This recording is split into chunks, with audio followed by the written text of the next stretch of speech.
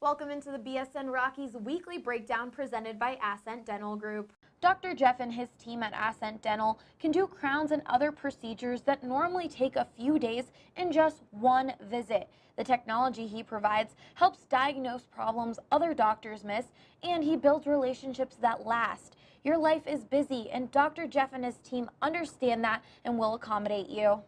I'm Allie Monroy, and alongside me is BSN Rockies beat writer Drew Kreisman. Drew, the biggest concern right now is, of course, the Rockies bullpen. They have blown more late leads than anyone else in baseball, despite the Rockies spending so much money there during the offseason. What do you think is going on, and can it actually be fixed? To start with the second question, I think it can be fixed, largely because it's a big problem of everybody slumping at the exact same time, which is just unsustainable in the game of baseball. We all know Brian Shaw's had his struggles. Chris Russin has been up and down lately, hasn't seemed to be able to get anything going.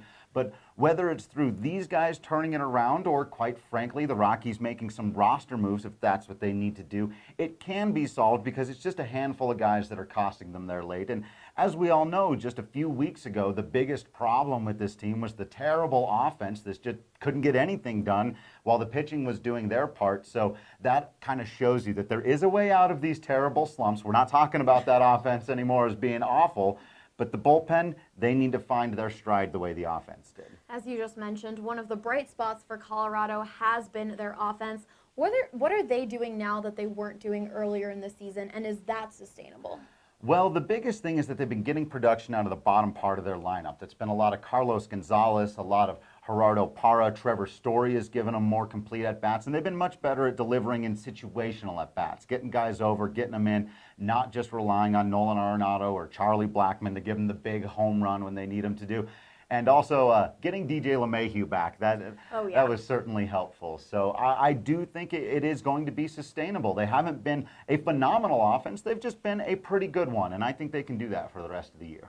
Maybe the strangest thing about this season so far has been the Rockies being so much better out on the road, where they sit at 21-15 compared to at home where they're 11-19, which is their worst record at home through 30 games since 1998. What do you think the cause of this is?